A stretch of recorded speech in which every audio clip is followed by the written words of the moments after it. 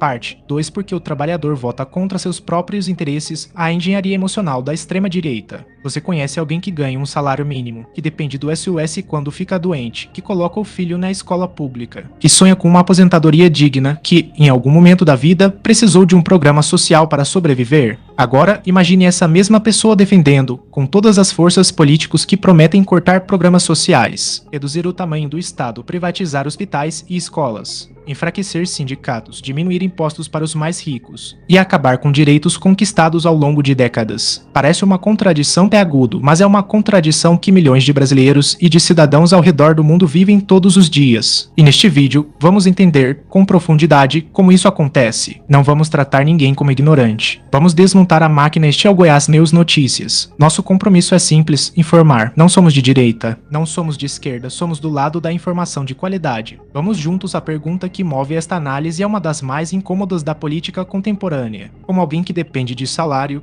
de serviço público, de aposentadoria, de saúde pública, de escola pública, de direitos trabalhistas e de programas sociais pode apoiar políticos cujas propostas atacam exatamente essas conquistas? A resposta não está na falta de inteligência, não está na ignorância, não está na burrice. A resposta está em algo muito mais sofisticado: a engenharia emocional da política moderna. Historicamente, o voto era uma expressão de interesse de classe. Trabalhadores votavam em partidos que defendiam salários dignos, jornadas justas, previdência pública, acesso à saúde e educação. Os cientistas políticos chamam isso de voto programático, uma escolha racional, baseada naquilo que o eleitor esperava ganhar materialmente. Mas algo mudou nas últimas décadas. O voto deixou de ser apenas sobre o que você ganha, passou a ser sobre quem você é, sobre quem você odeia, sobre quem você teme, sobre a quem você pertence. O sociólogo italiano Antonio Gramsci, em seus escritos sobre hegemonia cultural, já alertava para algo fundamental. Quando a classe dominante consegue fazer com que as classes subalternas adotem seus valores, ela não precisa mais usar a força. A dominação passa a ser consentida, o trabalhador passa a defender os interesses do empresário porque acredita, de alguma forma, que isso é justo, moral ou necessário. A extrema-direita moderna dominou essa técnica com uma precisão assustadora. Ela não promete melhorar a vida material do trabalhador, ela promete dar um culpado para a frustração dele. E, na maioria das vezes, esse culpado não é o bilionário que paga menos impostos proporcionalmente do que o assalariado. Não é o empresário que precariza o trabalho. Não é o sistema que concentra renda. O culpado é o professor, é o artista, é o jornalista, é o cientista, é o beneficiário de programa social, é o nordestino, é o imigrante, é o gay, é a mulher feminista, é a urna eletrônica, é o Supremo Tribunal Federal,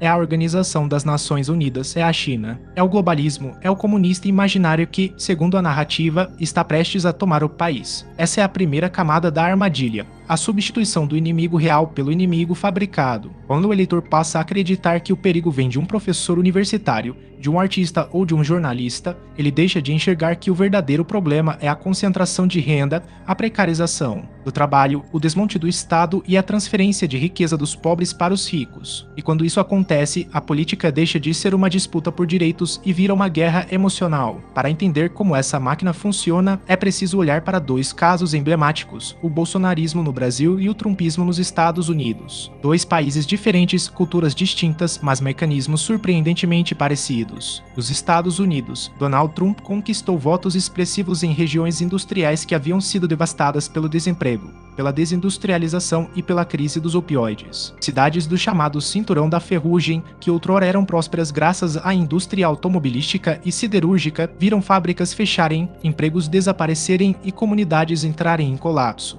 Trump não prometeu reindustrializar essas regiões de forma concreta. Ele prometeu culpados, os imigrantes mexicanos, que supostamente roubavam empregos, a elite liberal de Nova York e de Washington, que supostamente desprezava o cidadão comum, a China, que supostamente destruía a economia americana. Ele prometeu devolver a grandeza de um passado idealizado, uma nostalgia que nunca existiu da forma como é lembrada. E funcionou, porque, para muitos desses eleitores, o voto não era sobre política econômica, era sobre reconhecimento, era sobre pertencimento, era sobre sentir que alguém finalmente ouvia a raiva deles. Trump se apresentou como antissistema, o homem como um bilionário, o outsider que entendia a frustração do trabalhador branco, masculino, sem diploma universitário, que via seu status social eludir e não sabia a quem recorrer. No Brasil, o fenômeno foi similar, embora com características próprias. Jair Bolsonaro emergiu em um momento de crise profunda, a recessão econômica de 2015 e 2016, o desemprego em massa, a Operação Lava Jato, o impeachment de Dilma Rousseff e a erosão da confiança nas instituições. Tradicionais, Bolsonaro não tinha um projeto econômico claro para a classe trabalhadora. Seu programa, quando existia, era de austeridade, privatizações e flexibilização das leis trabalhistas. Mas ele oferecia algo mais poderoso do que propostas, oferecia identidade. Ele se posicionou como o defensor da família tradicional, dos valores cristãos, da ordem, da propriedade, da segurança. Atacou a esquerda, a imprensa, as universidades, os sindicatos, os movimentos sociais, os direitos das minorias. Criou um campo de batalha moral onde não havia espaço para nuances. Ou você estava com ele, ou você era comunista. Ou você apoiava a família, ou você destruía valores. Ou você amava o Brasil,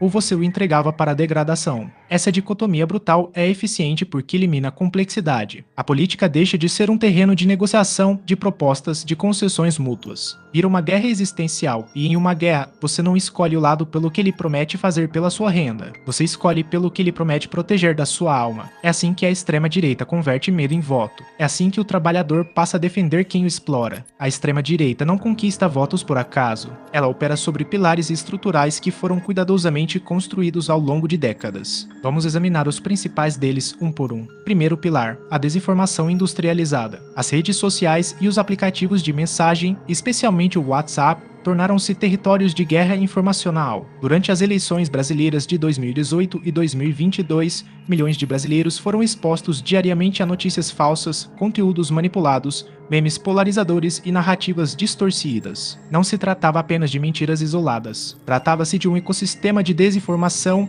financiado por empresários, alimentado por algoritmos e disseminado por uma rede de influenciadores, páginas e grupos coordenados. Quando alguém vive em uma bolha onde tudo o que recebe confirma suas crenças, a realidade externa deixa de existir. O eleitor pobre que recebe, todos os dias, mensagens dizendo que o comunismo vai acabar com a propriedade privada, que a esquerda vai fechar igrejas, que as urnas são fraudadas, que a imprensa mente e os professores ensinam doutrinação, que os artistas são degenerados. Esse eleitor não está recebendo informação. Ele está sendo programado e a programação emocional é mais poderosa do que a informação racional. Estudos da Universidade de Cambridge demonstraram que emoções como medo, raiva e nojo são muito mais virais nas redes sociais do que emoções neutras ou positivas. O algoritmo, por sua vez, prioriza o engajamento. E o conteúdo que gera medo e raiva gera engajamento. É um ciclo vicioso, a plataforma amplifica o medo gera cliques, os cliques geram mais medo. E quem paga o preço, o trabalhador que, em vez de exigir melhores salários, passa a temer o comunista imaginário. Segundo pilar, a instrumentalização da religião.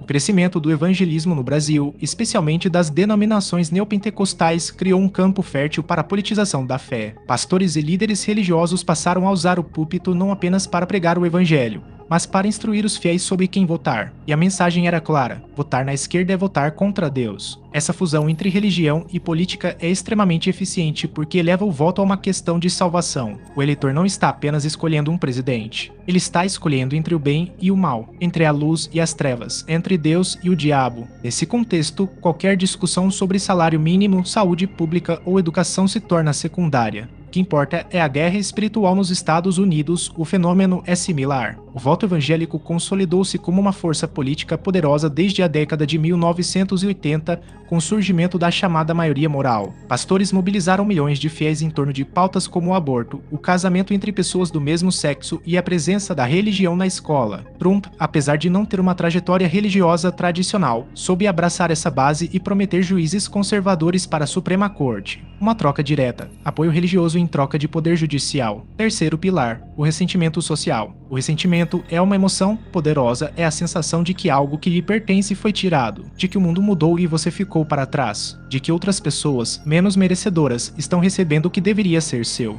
A extrema-direita alimenta esse ressentimento com maestria. Ela diz ao trabalhador branco, masculino, heterossexual, cristão, que ele é o verdadeiro discriminado, que as políticas de ação afirmativa roubam suas vagas, que o feminismo odeia homens, que o movimento LGBTQIA+ quer destruir a família, que o Nordeste vive às custas do Sul e do Sudeste, que o beneficiário do Bolsa Família é um preguiçoso, que o professor universitário é um parasita. Essa inversão do discurso de opressão é um golpe de gênio retórico. O grupo historicamente privilegiado passa a se ver como vítima, e a vítima real passa a ser vista como ameaça. Quando o eleitor pobre acredita que o verdadeiro problema da sociedade são os direitos das minorias, ele deixa de exigir seus próprios direitos. Ele passa a votar para punir o outro, em vez de votar para melhorar a própria vida. E o resultado, o rico fica mais rico e o pobre fica mais pobre, mas o pobre se sente vitorioso porque puniu o inimigo imaginário. Quarto pilar, o culto ao homem forte. A extrema-direita vem de uma figura messiânica, um líder que não precisa de instituições, que não respeita o parlamento, o judiciário, a imprensa, as regras democráticas, que fala o que pensa, que não se curva ao politicamente correto, que promete resolver tudo sozinho. Essa figura do homem forte é atraente para quem se sente abandonado pelo sistema, para quem acredita que a democracia representativa é lenta, corrupta e ineficiente, para quem quer soluções imediatas, mesmo que essas soluções sejam autoritárias. O problema é que o homem forte, na prática, nunca defende o pobre. Ele defende a si mesmo e aos interesses que o financiam.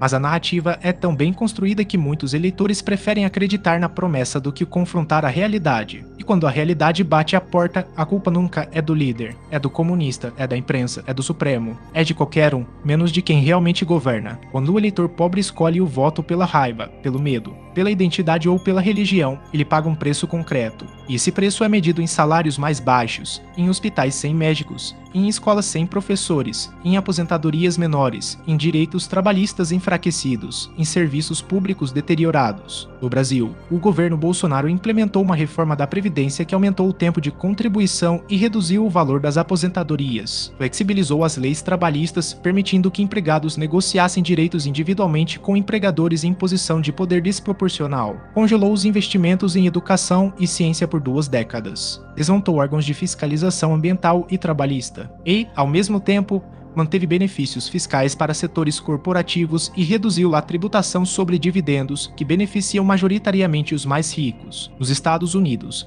o governo Trump promoveu uma reforma tributária massiva que reduziu drasticamente os impostos corporativos e beneficiou os mais ricos, enquanto os cortes para a classe trabalhadora eram temporários e modestos. Tentou revogar o Obamacare, que garantia acesso à saúde para milhões de americanos de baixa renda. Enfraqueceu agências de proteção ambiental e trabalhista. E, ao mesmo tempo, cultivou uma retórica de defesa do cidadão comum. A contradição é evidente, mas ela só é visível para quem consegue separar a narrativa da realidade. E a máquina de desinformação existe justamente para impedir essa separação. O trabalhador que votou por identidade, por medo, por religião, acordou no dia seguinte com a mesma vida, o mesmo salário, os mesmos problemas, mas agora sem os direitos que poderiam ajudá-lo. É fácil e errado dizer que o pobre vota contra si mesmo porque é burro. Essa explicação é preguiçosa, elitista e, acima de tudo, falsa. O que está em jogo é muito mais complexo. É uma batalha por hegemonia cultural, por narrativa, por identidade. É o resultado de décadas de desmonte da educação pública, de precarização do trabalho,